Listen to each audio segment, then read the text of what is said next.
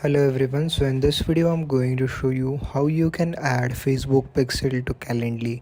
So it is a quite simple procedure, and if you need to do that, what you need to do, first of all need to open up Calendly on your desktop. Once you did that, you need to head over to the integrations option over here.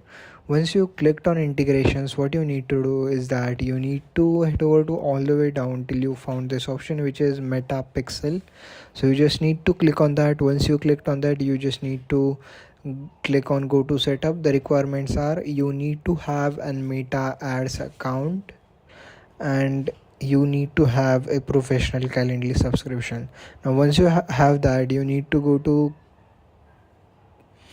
to setup, and then you just need to type in your pixel id over here. So basically once you did that, you will be able to add your Facebook pixel to your Calendly. I hope you found this video useful. Make sure to like, share and subscribe to my channel.